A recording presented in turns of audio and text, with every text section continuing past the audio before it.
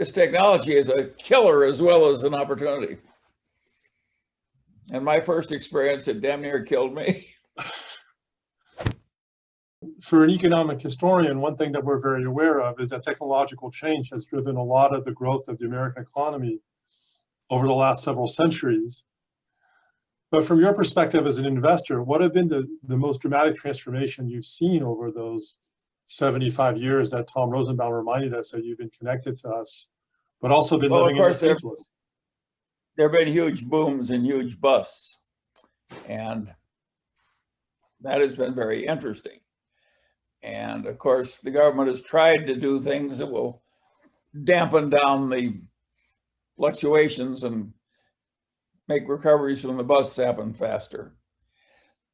And of course, that's caused a fair amount of inflation in a life that's lived as long as mine. And what's happened in the investment field is, of course, that so many people have gone into it,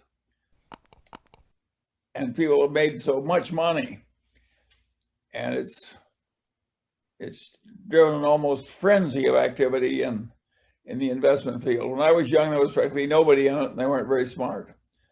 And now almost everybody's smart, even a Caltech graduate. A good proportion of them are sucked into finance by the money.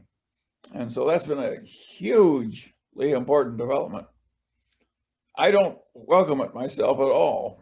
I don't think we want the whole world trying to get rich by outsmarting the rest of the world in marketable securities. But that's what's happened. And there's been frenzies of speculation and so on. So it's been very interesting, but it's not been all good. But at some level, once you make an investment, you're putting your money into the hands of an entrepreneur who is going to actually produce something. At least it seems that the value investment that you practice has that characteristic relative to a pure arbitrage approach to trying to make money in finance.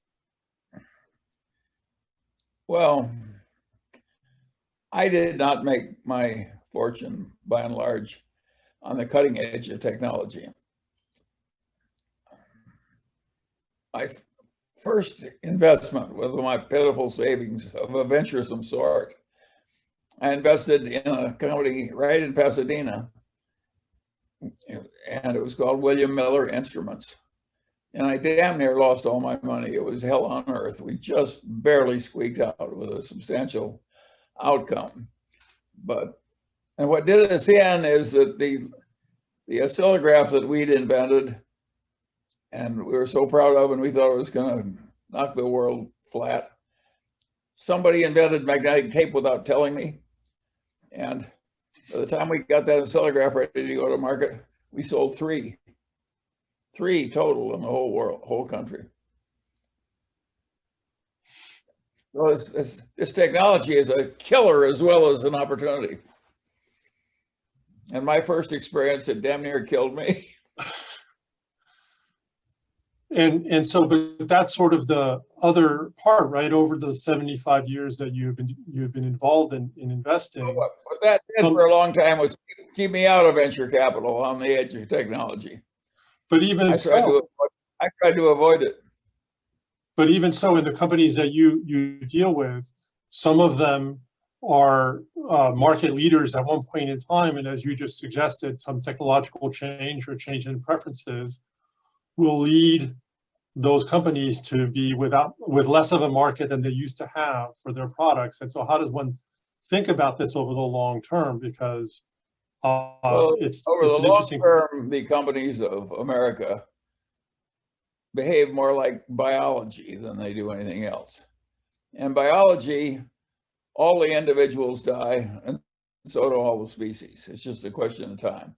And that's pretty well what happens in the economy too. All the things that were really great when I were young have receded enormously, and new things have come up, and some of them started to die. And that is what the long-term investment climate is. And it does make it very interesting.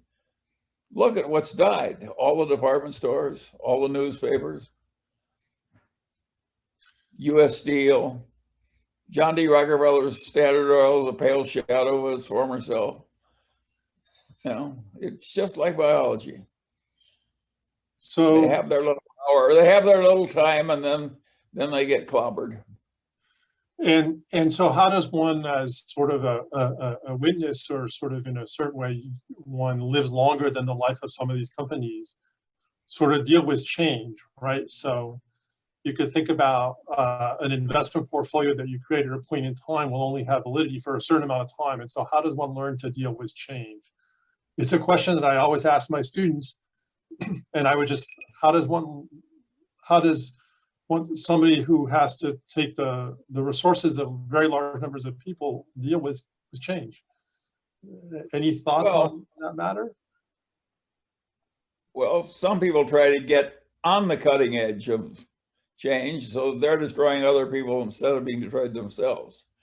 And those are the Googles and the Apples and so forth. Other people, like me, do some of that, joining things like Apple, and in some ways we just try and avoid big change that we think is likely to hurt us. And so Berkshire, for instance, owns the Burlington Northern Railroad.